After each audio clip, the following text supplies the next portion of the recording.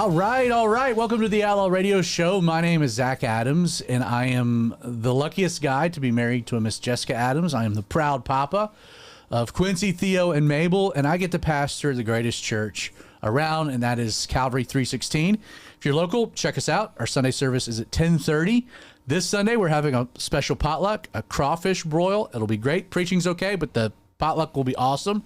Again, Sunday, 10:30 is our service. If you're not local but looking for a good church that you can check out online, we live stream our service. Calvary316.live is the quick link to our YouTube channel, so I encourage you to check that out. As well, I'm joined in studio by the man that needs no introduction, the maestro of this dysfunction, Pope Creighton Vaughn. How you doing, buddy? I'm doing well. How are you doing, Zach? Hey, the Pope is holding on. Like, rumor has gotten to Francis that there's a Pope in line, and so he's like, we can't let this happen, and he's holding on.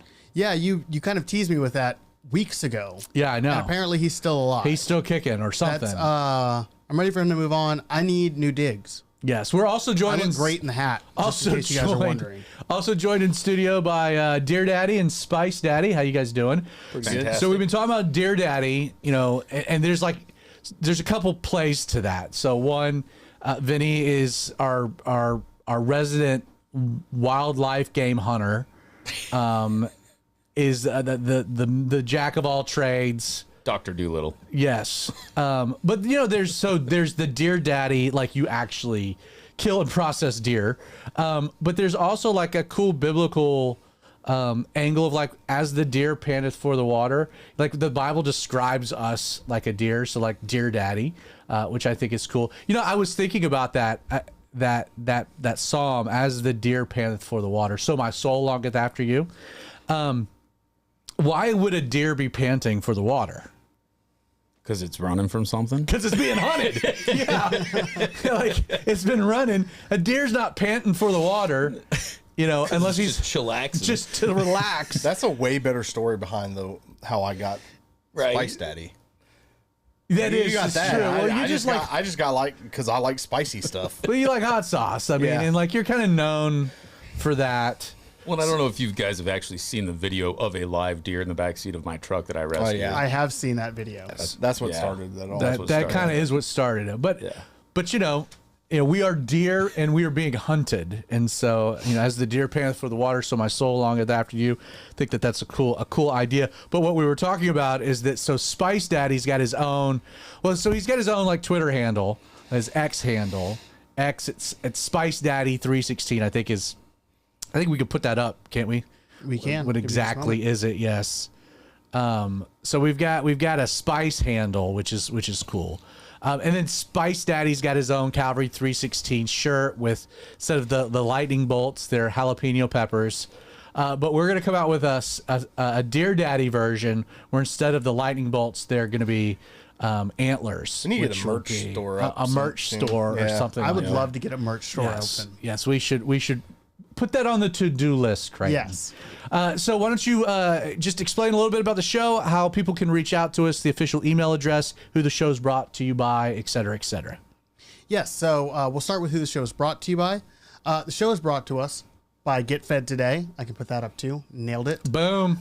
Get Fed Today is a podcast that we produce. Once a week on Mondays, we release 5 Bible studies from 5 different pastors, mostly Calvary guys. And they are all solid. And I think that's going to change a little bit moving forward. Right, we might add some more. We have some that are not Calvary guys. I think that you threw me off there, Zach. Sorry. So it is a podcast, 5 Bible studies every week. If you want to get into the Word, but you're not sure where to start, or you just want a new Bible study every day, Get Fed Today is a great place to go. This week, our Bible studies are from Damian Kyle, Lloyd Pulley, Kevin Edwards, John Pillivant, and Rich Chafin. So solid lineup for sure. Solid lineup. All of our lineups are solid. If you want to just scroll through and pick one at random, you'll find a good Bible study. So last week we did a missions recap, which was followed before by. Followed before. No, I got that out real clean. Yeah. So we started the episode with our weekly recap of the second episode of House of David, this new show that is being streamed out, platformed by Amazon Prime. Good bunch of Christian dudes writing it, producing it, being distributed by Amazon Prime. So we did the second review with the full episode. That our review went longer than we planned. It went like 35 minutes, and then the missions recap went much longer than had anticipated. I think last week's live stream was like a 2-hour show. So what we did is we actually we pulled it, edited it to streamline the Honduras recap portion as its own thing. That's been released. But tomorrow, it's already done, but the other part of it, the second episode review, will also be released. Yes, that'll release tomorrow. But we've all watched episode 3. And so let me start with you, Spice. What are your thoughts on the third episode? So just to preface, I am well ahead of the other guys because I never slowed. They released the first 3 episodes on that initial Thursday, and I binged watched all of them. Boo. And I'm on like episode 5 now. Because there's only 5 out. They're coming out with one a week. Yeah, so there'll be another one released tomorrow. But the third episode, I think it was different than the previous 2.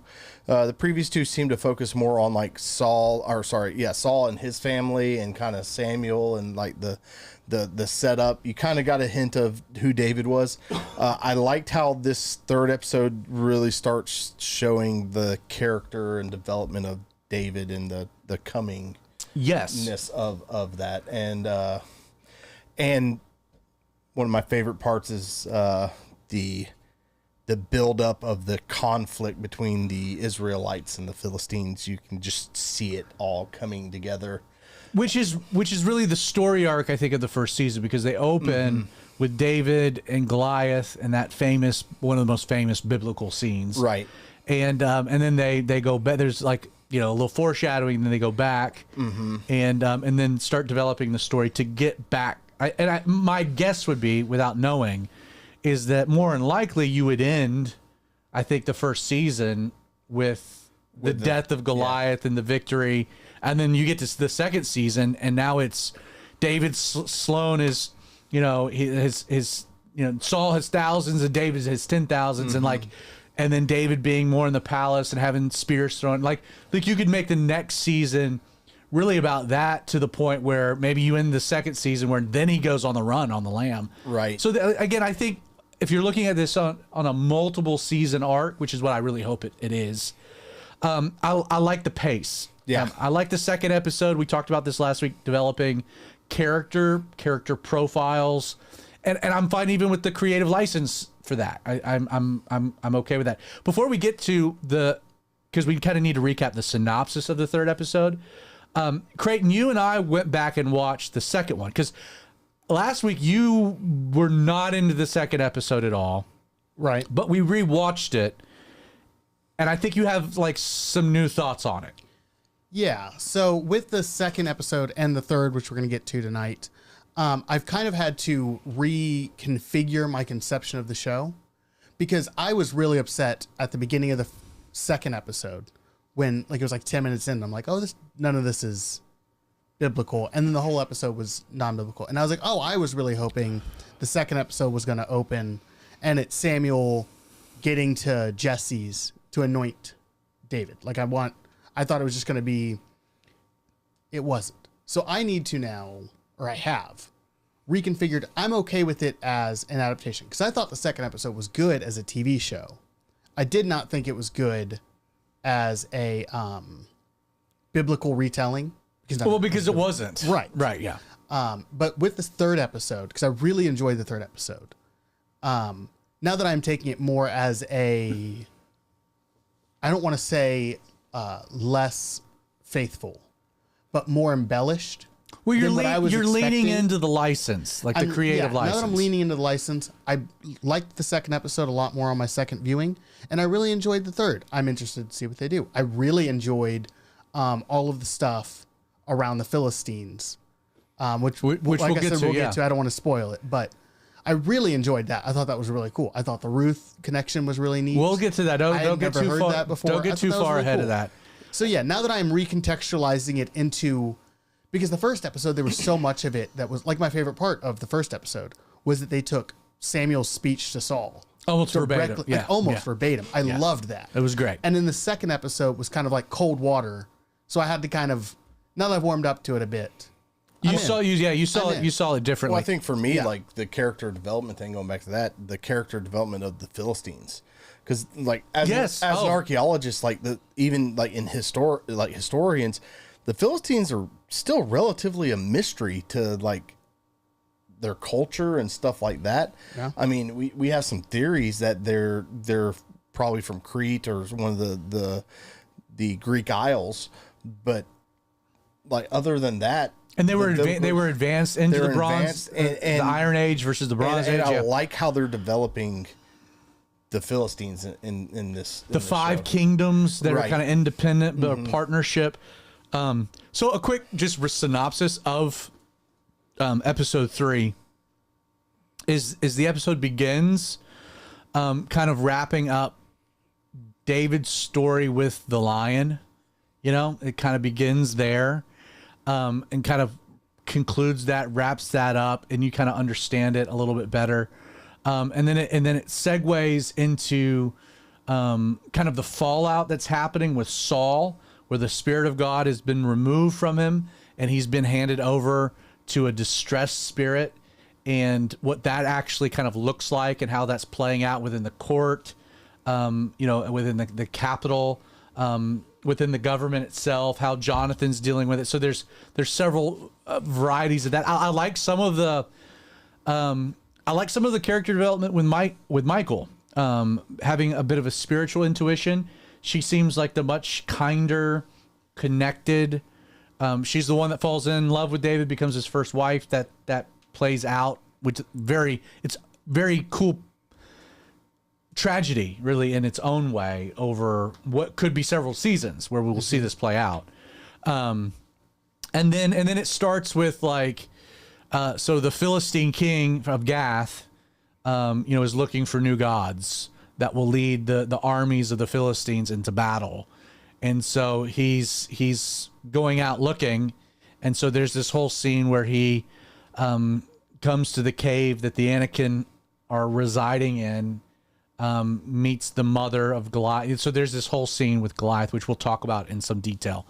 And then it transitions back to more of Saul losing his mind, and then also Samuel, the Lord coming to Samuel saying, "Get over your mourning. It's time for a new king."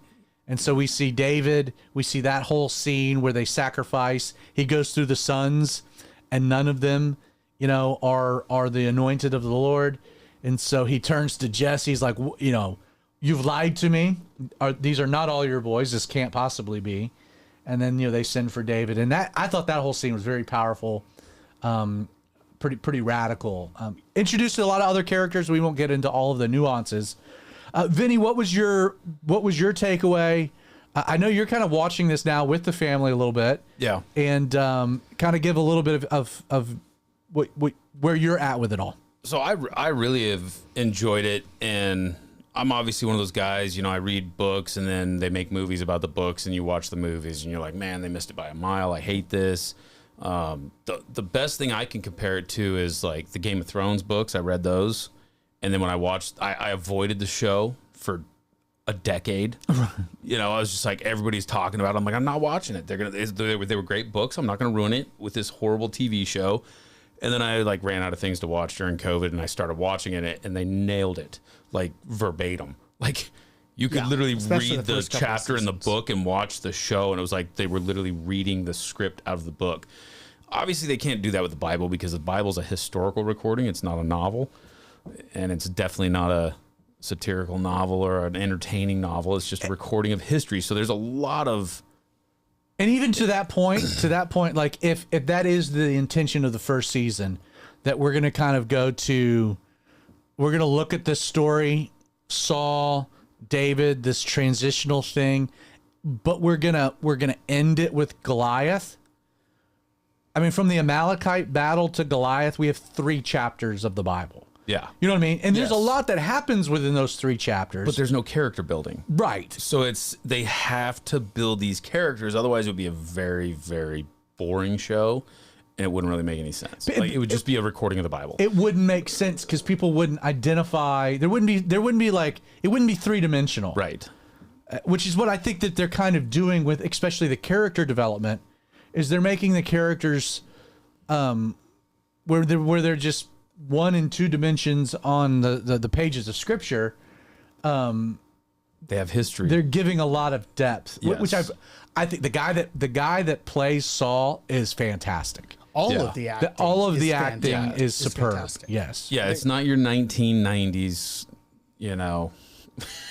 Well, it's really not your 1990s television at all. Yeah. Like, not even to avoid even bagging on quote unquote like Christian produced stuff. Right. Just in general. I mean, this stacks up production wise. Yeah, Like it's like right up there with Landman and Yellowstone. it's wonderful. I thought we were watching the 3rd episode last night on the back deck, and we had some friends in town that hadn't watched it at all. So I've actually watched the last 3 episodes again with them. But the one of the things that really struck me, just kind of now watching it from the artistic angle, is their use of color and light is really, really good. Like there's a lot of like very cool, like when they film, the time that they fill where the sun's coming through, or in the castle where, I mean, they're dealing with different lighting profiles. And not to get totally geeky, but The these things very, very. cinematography is really good. It's A+. Yeah, I think it's really, really good. I've It's enjoyed that. Taylor a great deal. Sheraton-esque. So, again, focusing on kind of the angles that we were going to focus on. Vinny, just a dad with your 2 teenage girls. A+. Yeah, the kids love it. My mother-in-law is enjoying it. I'm enjoying it. Pausing it, going to scripture, comparing it. Being able to talk about things, right? Yes. Yeah, it's been really good. From the archaeological standpoint, again, I think it's great. But even like the psychological standpoint, like you read the Bible and like some of the questions like, well, if Samuel went to go to anoint David as king, like why didn't Saul know about this?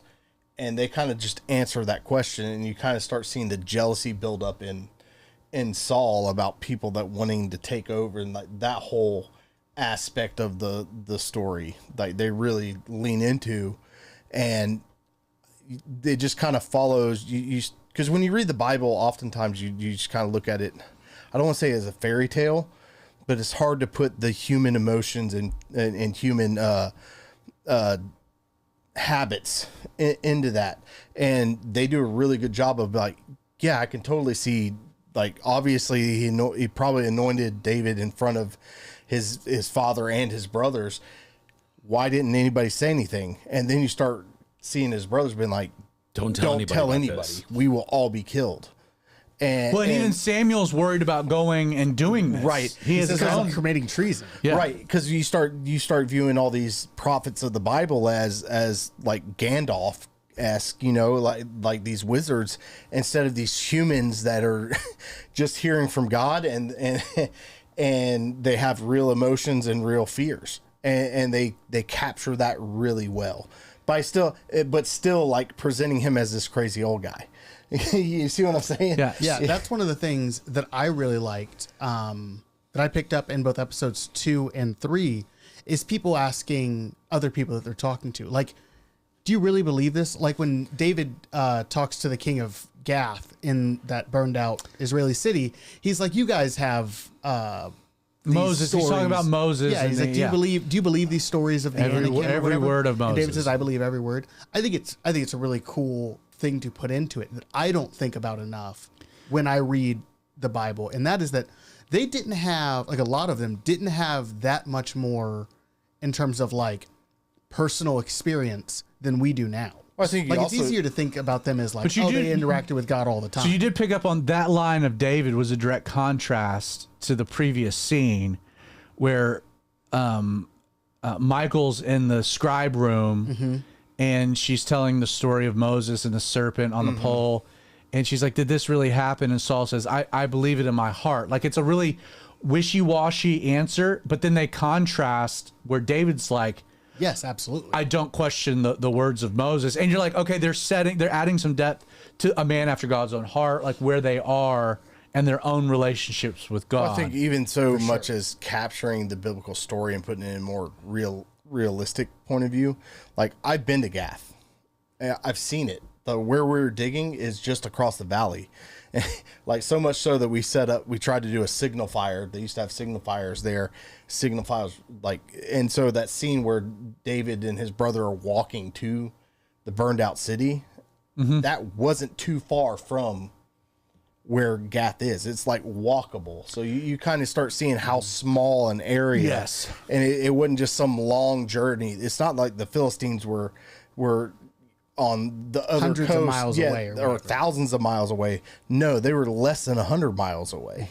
And it was completely... They were less than 20 miles. Yeah, it was completely believable to be... if they had horses and better technology, they could have gone in, destroyed stuff, and gone back with all the spoils. So a few geeky observations. So what's really fun about all of this is that at Calvary 316, and this was before I even knew this was coming out. We started a series a couple months ago called The Harmony of Histories. And we're doing a verse-by-verse study through 1st and 2nd Samuel, 1st and 2nd Kings, and then we'll be bringing in the relevant passages in 1st and 2nd Chronicles to harmonize. So it's the harmony of his stories or histories.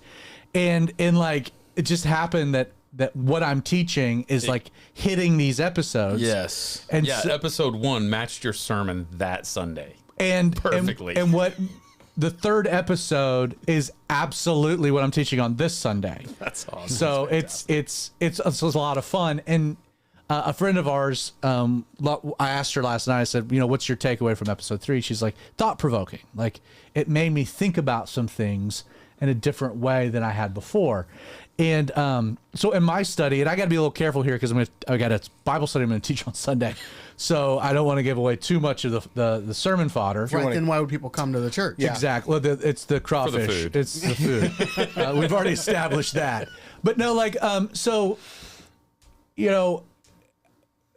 like in my studying, I thought it was very interesting, the age difference between Jonathan and David, because later in the story, like, they're kindred spirits, they're best friends. Jonathan, who is in line to the throne, like, accepts that this is David's calling and position and anointing, and he's defensive, protective. He loves him like a brother. And yeah, we know that. Okay, technically, even at that point, David is his brother-in-law because David marries Michael based on the victory of over Goliath. But one of the new wrinkles, something I hadn't thought of, is so Eliab, who is biblically David's older brother, and is at this point a pretty central character in the first 3 episodes. The fighting sequence where the Eliab Wick. Oh my goodness, was awesome. And just and then even like the protective nature of Samuel there anointing his younger brother was like, I'm going to make sure that he's okay. So David is the youngest of 8 sons. And 1 Samuel 16 is very clear on that. You can reckon that you're not shooting 8 in a row. So you got at least maybe 2 females somewhere in there between Eliab and David. And we don't even know. I mean, David's just the youngest of the sons. There could be, younger children after that. But like, if you're playing that out, thinking that in an ancient culture, you're going from 0 to at least 10 kids. You're doing that one every 2 years. 2 to 3 years is pretty. Yeah, the Holcombs are a good example. Yeah, I was gonna say Justin would 2 know. to 3 years is pretty average. Well, what that ends up creating is a dynamic where Eliab is probably 17, 18 years older than David is. Josephus says that David's anointing, he was 10. Most scholars lean a little bit more to 15, which then would put Eliab about 30, give or take, early 30s, which is where Jonathan is. And so like the presentations, Jesse's probably very similar in age to Saul. Eliab's very similar in age to Jonathan. David's the youngest, who's a good, let's say 15, 17, 18 years younger. My point is that to me that adds a whole new concept to the relationship of David and Jonathan, because David leaves his family to serve in the courts of Saul, and Jonathan's the same age as his older brother Eliab. So like the dynamic of a big brother, little brother relationship explains to me a lot of David's love for Jonathan. He doesn't have his brother here anymore. You know, he's got Jonathan now, and just that paternal big brother instinct of Jonathan. Not only is he like a little brother, he's my brother-in-law. Which again, watching the show, you start thinking about, how the age groups work and how all that, again, you get three-dimensional. It helps. I had mentioned to you, I thought the interesting thing about Goliath, and specifically Goliath's mother. So there's a scene where the king of Gath is looking for the Anakim, which, by the way, let me get your thought on this before I get too far into it. So the show presents an idea that Goliath and his brothers, they're not ethnically Philistine. They are descendants of the Anakim, which have a biblical tracing of being giants, going back to the Nephilim of old, that there were giants still after the flood, and that the Anakim, this weird group of people, the Zamzuphim, I think were another group that have ties to this in the days of Joshua. So they're presenting the argument that Goliath and his sons are Anakim, and that the Philistines basically come with a deal like, let's merge our households. Not only will we give you safety, notoriety, worship, wealth, but also the opportunity for revenge against the Hebrew people. And even then, when the king of Gath goes in and is like, hey, can I talk to the father of the house? And she's like, no, you'll die. Doesn't do well with human. Like, we're talking about an actual demon. Like, they're presenting that Goliath, his brothers, are Nephilim, that these are fallen angels having sexual relations with human women, producing these giants, the men of old. And so if you go back to the scriptures, though, yes, it says that Goliath was with the Philistines. It calls him a Philistine in that sense. And he's from Gath. But at the same time, I've always kind of wondered, like, there's nothing about the Philistines producing giants. This is literally just 5 people. Yeah, I think they do a really good job of that, because I've had that same thought. I thought that was a very interesting thought I had not considered. It does present Goliath as from Gath, but he would be from Gath because that's where he ends up going to. Yeah, I think my only thing would be, I think the Bible presents them more as descendants of the Nephilim, not as actual Nephilim. You see what I'm saying? They would be first generation. So I don't know where that fits into the story. Well, and so they would be Anakin, yeah. But this is the wrinkle that I think is also interesting. And I think that you got to kind of dive into this a little bit more, because which we're about to do. Yes, and there's different, according to extra biblical text, I guess you could say. Well, there are giants all over the globe. Yeah, there's giants, but according to like some extra biblical text, there's different levels of the Nephilim and other beings that were produced from. For sure. From that. They weren't just all giants. Yeah, they weren't all just giants, but like there were some that were giants, or some that were this, or some that were that, but they all kind of have different names designating those, and where Goliath and his brothers fit into that, I don't know if there's a good explanation for that, other than they were descendants of one of those groups. So Jewish tradition, again, this is not like hardened biblical fact. So if you go to the book of Ruth, which is the kind of the prequel to 1 Samuel. You know, the book of Ruth closes with the genealogy of Ruth and Boaz. Jesse was the grandson. Ruth and Boaz had Obed. Obed had Jesse. Jesse had David. Like, so the whole story of Ruth is to introduce us to this genealogy, this lineage, that then we get to 1 Samuel and it picks up. Like when you're reading through 1 Samuel and you're introduced to Jesse, it's like, wait a second, if I've been reading through the Bible, I know who this is. Like, this is a descendant of these people. And David is also, I've been introduced to him as just this genealogy. So there's context. But what's interesting about the story of Ruth is, so Ruth is not a Hebrew. Ruth was a Moabitess. So Moab was a neighboring country. There had been a famine in the land of Israel. And so this man and his wife, Naomi, they flee. They go to the land of Moab to escape the famine. While they're there, their two sons marry Moabite women. Both of the sons die. The father dies. So it's Naomi and these two Moabite daughter-in-laws left. And Naomi's like, I'm out of here. I'm going back to, the land of Israel where I should be anyway. And she gives these two women freedom, where they're allowed to return to their father's home, remarry, move on with their lives, etc. One of them picks up the option, stays in Moab. The other one, Ruth, returns with Naomi to the fields of Bethlehem. There's a love story that unfolds with Boaz, and that's all she wrote. Now, the Hebrew legend is the other daughter-in-law. Her name is Orpah. And it's translated mother of giants.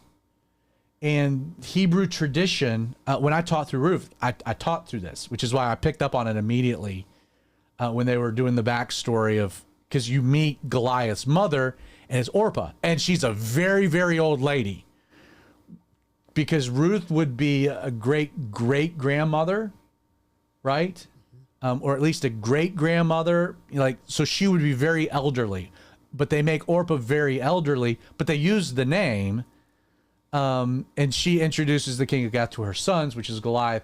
I just thought that was a very cool wrinkle, where they kind of really did bring in, again, if we're going to use creative license, going back to our rules for creative license, have some validation behind it. Part of the third episode, Everybody Hates, the continuation of the whole David's mother angle. They make it even a little worse by the accusation of Samuel to Jesse. The elders of Bethlehem, mentioned that, Jesse had married or had a child with the enemy of Israel, one of the enemies of Israel. And then even Samuel makes the comment to Jesse, this is the son of your shame. As if there's some, that David is a bastard, that this was, it just gives that she's a Gentile even. I did a lot more research into this whole thing this week. I'm trying to be fair. I'm trying to understand. One of the things that I will agree with is that there does seem to be evidence that David's spiritual heritage and even his like his heart for God, his spiritual heritage, potentially even his musical ability, absolutely should be accredited to his mother and not Jesse. The justification for that would be that within the many, many Psalms that David writes, he never mentions his brothers, he never mentions his father. But there are two occasions, two different Psalms, that he refers to himself as the son of the maidservant of the Lord. And so there are two references that David makes within his own writings, referring to his mother as the maidservant of the Lord. Now, that just could be kind recollection or whatnot, but the Talmud, Mishnah pick up on that and attribute his spiritual heritage very much to his mom. David's name means beloved. Her last son, the beloved, the apple of her eye. All of the others are older. She spends more time with David. So I can concede some of that. There is some very obscure, not super credited Jewish historical records that do cast some suspicion as to the parentage of David as an explanation for some of the interpersonal dynamics that result. Nobody says that he's a bastard child, but at best could be a woman that he marries later in life after his first wife passes, because we were not given any reference to any of them. But like there's some, at least like where Pops marries another woman who has another kid as being kind of the, like, again, not in full scandal, but trying to give some explanation for why there's some animosity existing. Hence going back to, the issues within Jacob's family with Leah and Rachel, and why Joseph, the brothers hate Joseph because, he was the one child of Rachel until Benjamin comes later. But again, there is at least, like, they didn't pull this completely out of thin air, although the air is really thin, if that makes sense. We're way up where there's very little oxygen, and I think it's an unforced error. They didn't need to do it. Back to Goliath. So I have been watching over the last, I would say, year. Vinny, you watch some of the very, very similar podcast things that I do. But there has been like this very interesting, if not weird, fascination within conservative circles, or at least free thinking circles, regarding supernatural realms and beings.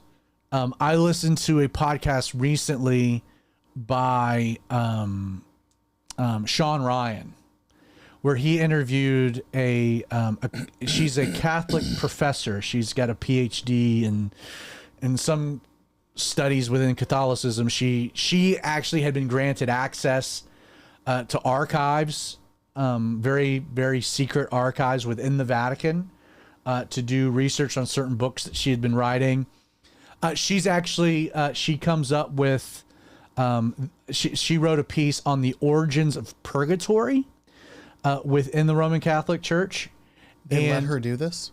And the earliest reference is that there's an actual place called Purgatory. It was a cave. And I think it's in Ireland. I could be wrong in the location.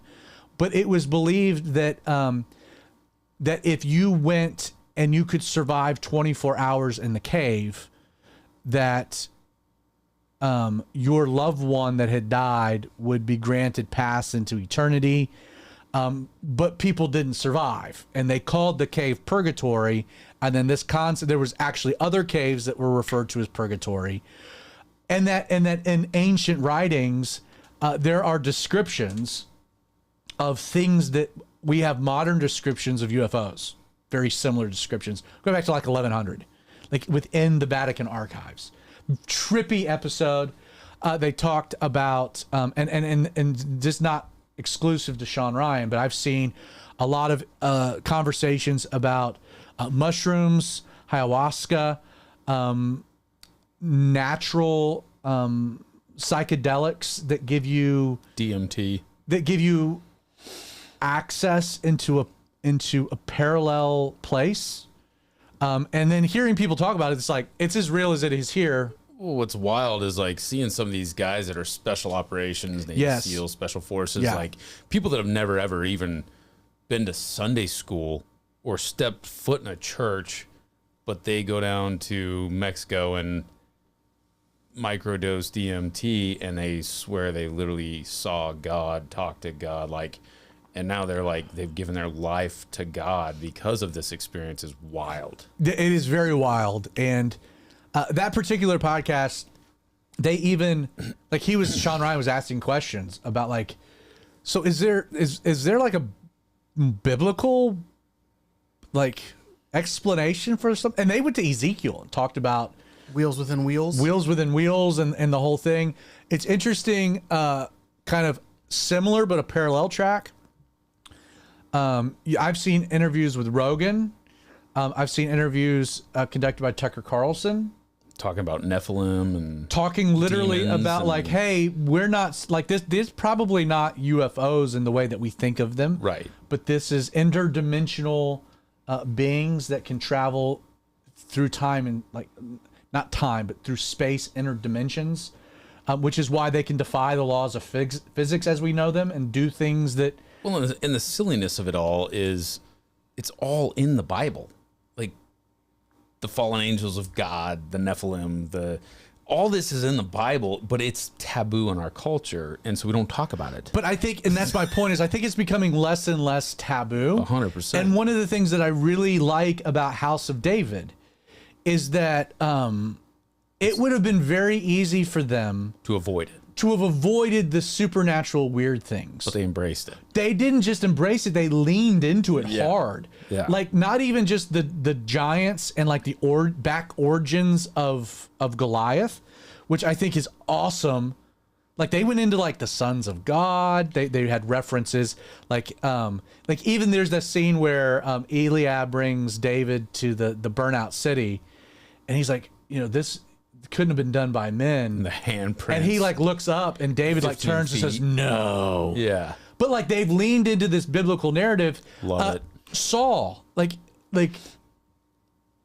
the distressing spirit angle. You could have seen an easy, he's dealing with depression, bipolar disorder, natural physical explanations for it. They've avoided that entirely. This is purely a spiritual oppression. He's being tormented spiritually by supernatural forces. And I think they've intentionally made a lot of these scenes look like bad trips. So my point is like, and kind of what excites me is that like we do live in a world that is awakening to spiritual realities beyond the side of the eye. Yeah. And I don't think it's awakening. I think it's a reacquainting. Yeah, it's the devil's greatest trick is he hid it. He made it taboo. I just He love made it I love the weird. fact that we're leaning it, like that they leaned into it, so that somebody that doesn't know the Lord, Yeah. who maybe like a Sean Ryan's like they watch this and like, oh wait a second, like this is a show based on a historical document that is making references to things that I find to be very interesting even right now. What do you think PTSD is? A spiritual warfare. Like you've been in wartime, you've seen things that other people haven't seen. You're battling with demons and you don't know what it is because it's taboo in our culture and you were never taught how to deal with it. And so you go in your bedroom and off yourself with a 45 because you weren't taught how to cope with evil spirits because it's taboo in our culture. If you just get it out there and normalize it, like, hey, this exists and this is how you combat it with Jesus Christ, your Lord and Savior. And that's the Sean Ryan angle because he talks to operators and it's a thing. It's a thing with that. Yeah, and it bothers me watching those episodes because I just want to like reach through the Right. freaking camera and choke and be like, you're dealing with a demon, man. Well, I think going back to the spiritual aspect of things, just going to UFOs and stuff like that, it says in the last days it'll be like the days of Noah, right? That's a great continue your thought, but like that's a good transition for me. I don't want to get into the Yes. giants, but going back to the UFO thing and maybe even the sons of God coming down, demons and stuff. I got into this a while ago, UFOs and stuff. Like a lot of people that had been abducted or had these encounters were also heavily into the occult. And they were sexualized. Yeah, you find a lot of these things. And then you start watching, I don't know if you've ever looked on some of the videos of the interviews with people that channel these aliens. Somehow they all talk about peace and love, and then they slip into, and Jesus wasn't really God. They just throw Jesus in there. Weird. And, yeah, it's weird. Nobody it's like, asked that question, Right, but and- thanks for that. and that kind of stuff. And I've seen like a lot, and it's not just a one-time video thing. I've seen several different things of people that channel these aliens. But it just is really interesting to me that there's too many encounters and too many sightings, similarities to say that it's not real, right? That nothing's there. Let me define some terms for the audience in case this is maybe the first time you've turned into Outlaw Radio and you're like, I'm hearing Nephilim, demons, Anakim, fallen angels. Like, what are we referring to? Can we define some terms just to help out? I'll do this very quickly. We've had past episodes where we've gotten into this. So like, God created everything according to the scriptures. And there are two highly advanced, intelligent beings that God created. The top of the pyramid is humanity. For humanity, we're told, was created in the image and likeness of God. So you have human beings, but on like 1B footing, is you have what's known as the angelic host. And so they're all presented in a masculine tense. They are all messengers, servants of God. They serve the pleasure of God around the throne of God. They're angels. Angels have the ability. They're interdimensional. They are subject to time. They're subject to space. They can't read minds. They are free-willed. Now their free will was sealed during a cosmic disturbance early on, which I'll explain in a moment. They're bodied, and that's an important classification. Angels are bodied. There are descriptions all throughout the Bible of angelic, heavenly bodies that are pretty trippy. But then there are other explanations of angels interacting on earth, taking the form of human bodies, going all the way back from Abraham and the whole story of Sodom and Gomorrah, and sitting and eating with angelic beings. I mean, there are examples of this all throughout, to even the point that in Hebrews, like you get to the New Testament, we're exhorted to be very hospitable, especially to strangers, because you might be entertaining an angel without knowing it. Angelic beings have a physical form, but they're allowed. I guess a pop cultural term is they can shapeshift to an extent. So you have humanity, but there is another intelligent being that exists within our Earth dimensional ecosystem, and they are angels. Now, what we call the angelic host, created beings of God, highly intelligent, powerful, strong, are divided now into two categories of angelic beings. Now, nothing makes them different from each other at the core, other than the demonstration and the results of a decision. So we're told that Lucifer, who was the most powerful of the angels, which also I should note that within the angelic host, there are varying classifications of roles, types. There's a whole thing to it. They're not given in marriage. They don't reproduce. But you had the angelic host now divided into the faithful angels of God. Two of them we know names of: Michael, the archangel; Gabriel is another one. And then Lucifer, who was an archangel himself. His heart welled with pride. He rebelled against God, and he took with him 2/3 of the angelic host. Was it 1/3 or 2/3? 1/3. It's 1/3. I'm pretty sure. But a large number. And we call them fallen angels. So they didn't lose their angelic attributes, nor did they even, to an extent, lose full access to the heavenly realm. The book of Job describes Lucifer, Satan, going into the throne room. We're told having conversations with God, making accusations about Job.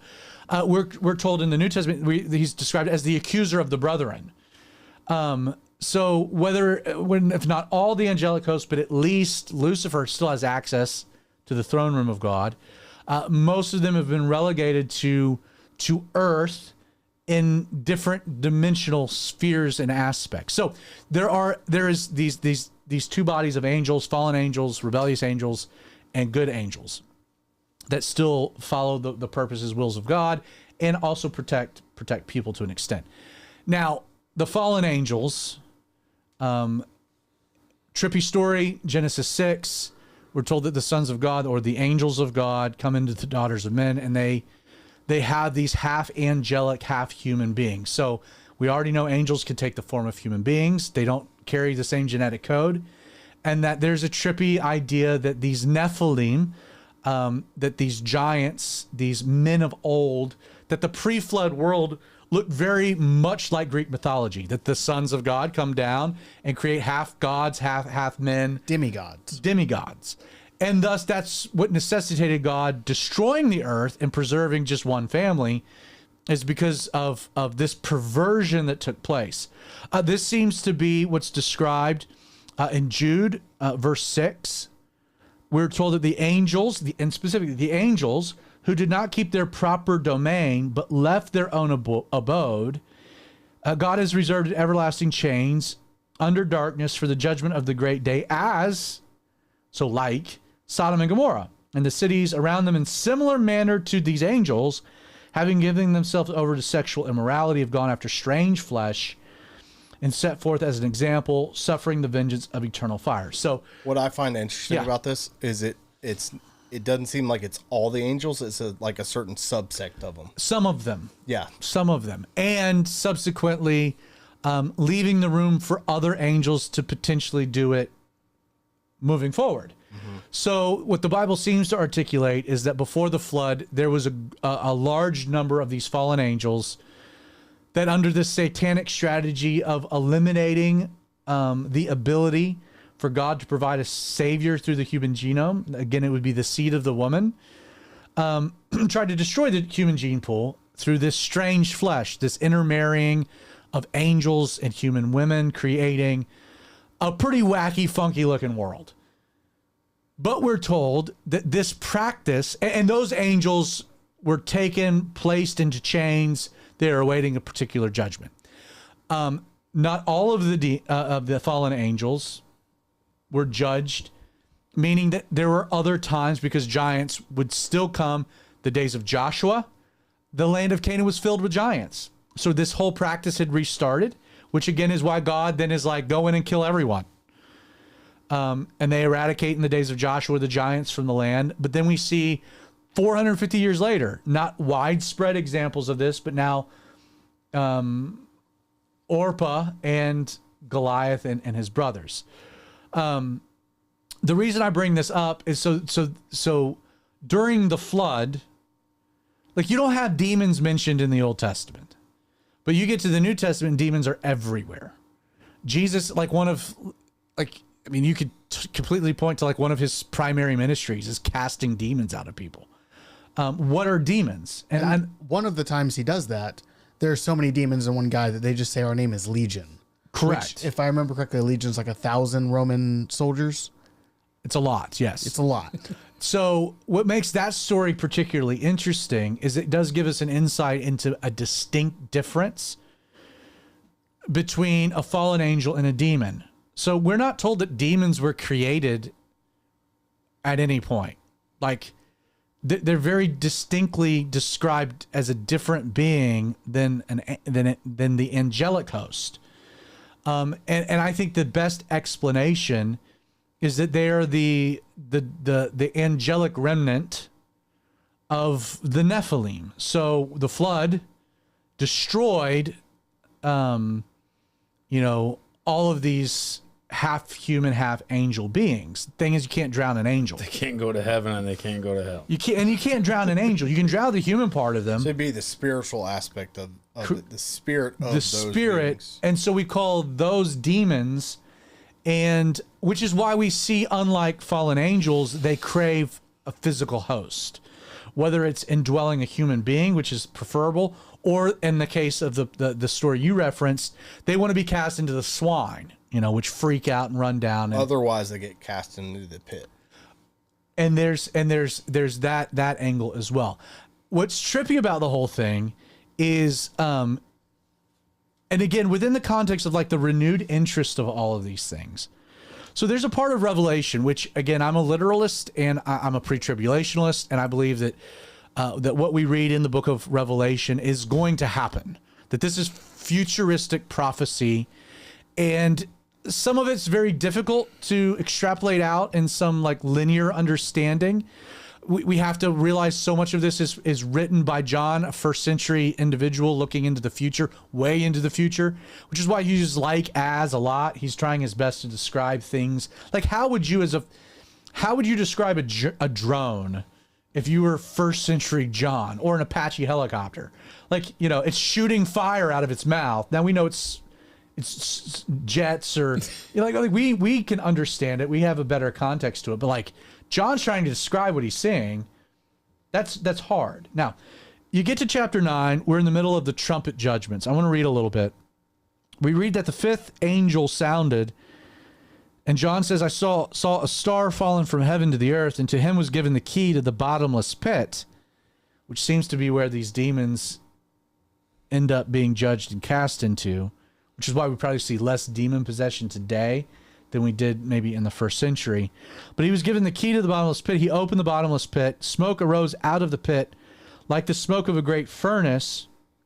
So the sun, the air were darkened because of the smoke of the pit. That out of the smoke locusts came upon the earth. And I think that that's a description.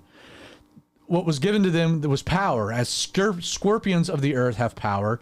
They were commanded to not harm the grass of the earth, nor any green thing, nor any tree, which is what locusts would want. But they were granted permission to harm men who don't have the seal of God on their foreheads. They were not given authority to kill these men, but to torment them for 5 months. The torment was like the torment of a scorpion when it strikes. And in those days, men would seek death, but would not be able to find it, for they desired to die, but death would flee from them. And then there's like this crazy, trippy description of these locusts. It's easy to read that like create some trippy thing, but like today, murder hornets. Well, beyond that, but like we're getting into, I think, real things that are going to happen. Like the book of Revelation, there's going to be this peeling away of the veil between the spiritual and the physical. And I think our culture is getting primed for that reality. You go to later in the chapter, the sixth judgment, the sixth angel sounded. I heard a voice of 4 horns from the golden altar, which is before God, saying to the sixth angel who had the trumpet, release the 4 angels who are bound at the great river Euphrates. So the 4 angels who had been prepared for the hour and day and month and year were released to kill 1/3 of mankind. And the number of the army of the horsemen that they were leading was 200 million. And I heard the number of them. And I saw, and there's greater description. I think what's being described here is what today you would describe as an alien invasion. But it's an interdimensional angelic invasion. And my point in bringing this all up is that, like, you read these things, these are future prophetic explanations, documentations, things that are going to happen. We see this movement within culture becoming more aware, sensitive. Like, I don't think a lot of people would be that shocked if the portal opened, 4 angelic hosts come walking through with an army of 200 million demons to torment the earth and kill 1/3 of mankind, because they would be called an alien invasion. Like there's already this priming to the reality that, like, there's interdimensional things happening here that we can't write off, that we can't excuse away. We don't understand, and we think the government's keeping things from us. As the resident pessimist, can I give the pessimistic view of what you just said? Sure. Because the other thing that we're told in Revelation is that, X and Y happens and the people don't repent, they get worse. The bowls happen. People don't repent, they get worse. The rapture probably happens before the bowls. But the rapture happens, and there will be people who grew up in church, have probably heard about the rapture, who will not see it for what it is. I agree with you that I think people are being primed. I'm not necessarily, I think that it might be on the other side, that when it happens, people are going to say, oh, that was aliens. Well, a big But thing. not that was God. Well, a big thing with these interviews of people that channel aliens, one of the messages is not just Jesus isn't God, but it's that certain people are holding back the evolution of man, and they will need to be taken away at some point for that evolution to jump forward. Oh, absolutely. I mean, it could be anything. And that's a pretty common thing. I totally see that problem. That's a pretty common thing, not just in these little small. I mean, that's basically just how YouTube every videos. eugenics people feel. But in a lot of movies that you see nowadays, like sci-fi movies, a lot of the theme is these people are holding back the evolution, the jump forward of man being able to advance, and they need to be gotten rid of in order to advance. To answer your question, though, and I would take a bit of a different approach to that. I think the book of Revelation, the entire idea is that man is removed of excuse. Don't forget, seeing the supernatural doesn't give you faith in God. In fact, it doesn't. You know who's a theist? Satan. No, I totally agree with you. Like I think that there will be like, oh yeah, this is totally an alien invasion. There's going to be people that are like, we're going to gather together to fight Jesus.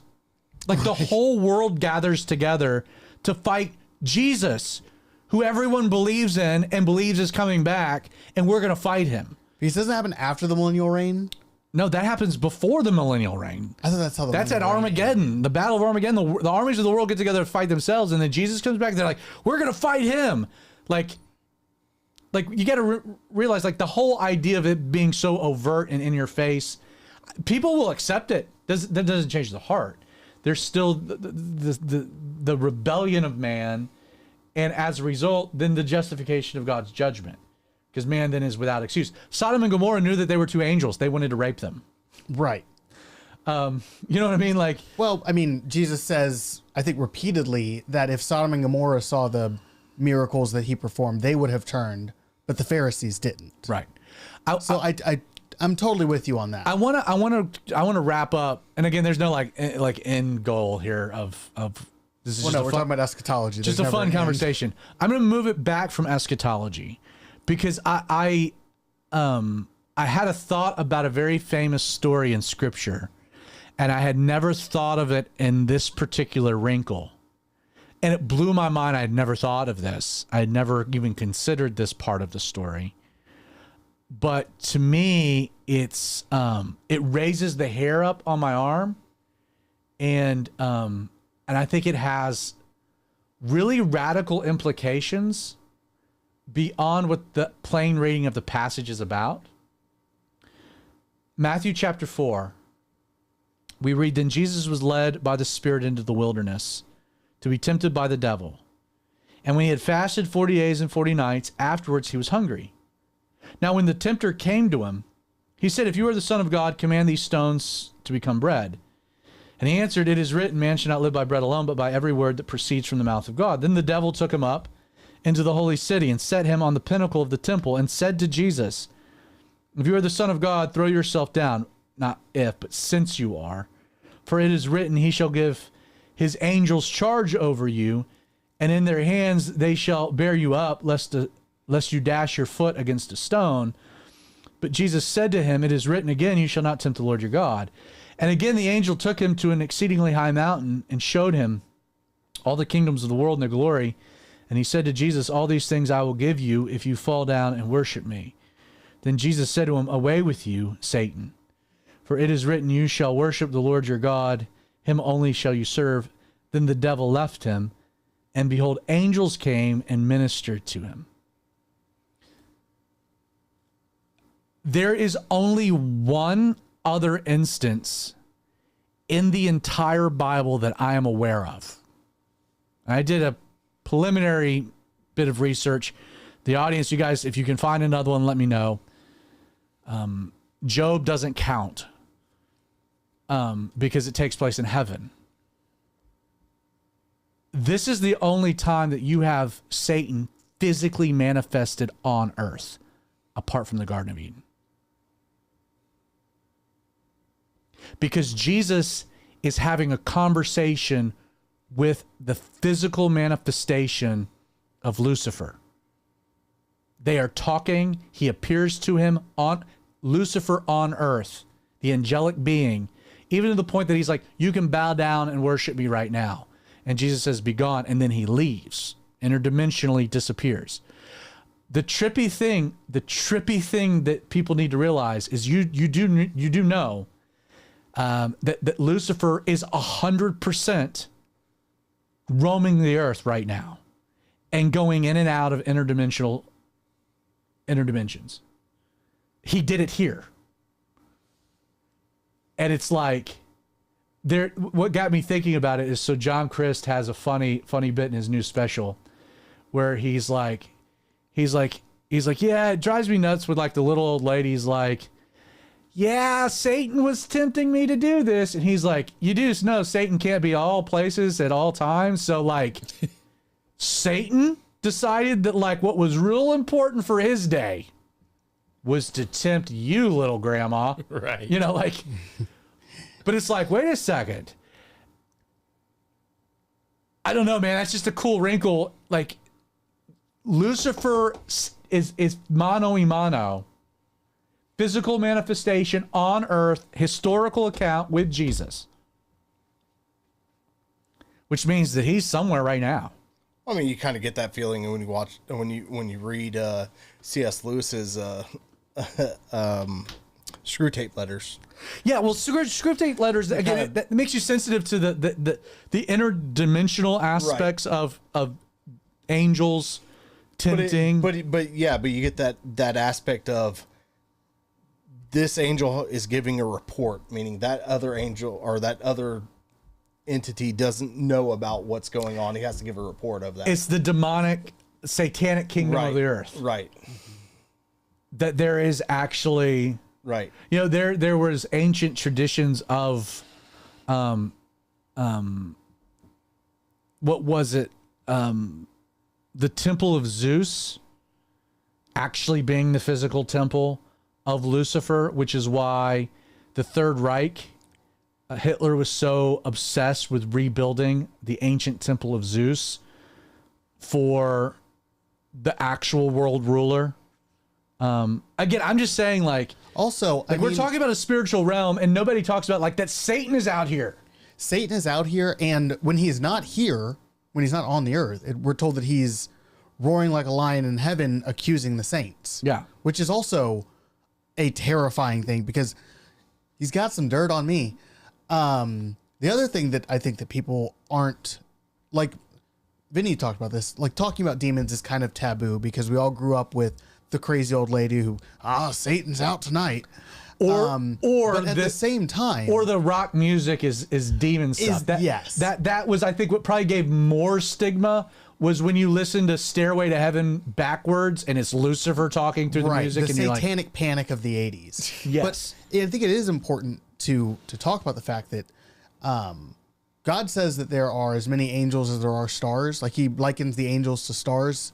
And we're told in Job, I think it's in Job, that Satan pulled down a third of the stars from heaven, meaning that however many stars there are. That's Ezekiel. It's in a couple places, but it's in Revelation specifically. Is it? Yes. But if there are a third, that means that there's a lot of demons. Like, it's not like there are, Satan and his 10 cronies. What? Right. Demons, or if we're going off the theory fallen angels. Okay, I apologize. Yes. I use them interchangeably because I don't think about it all that often. If we go off the theory angels. that demons are the spirits of the Nephilim that were destroyed in the flood, then there's a much more finite number of them than there are angels. Probably calculate that to an extent. But millions. Yeah, but I mean, even then, again, I think the greatest explanation for why you see so much demon possession first century.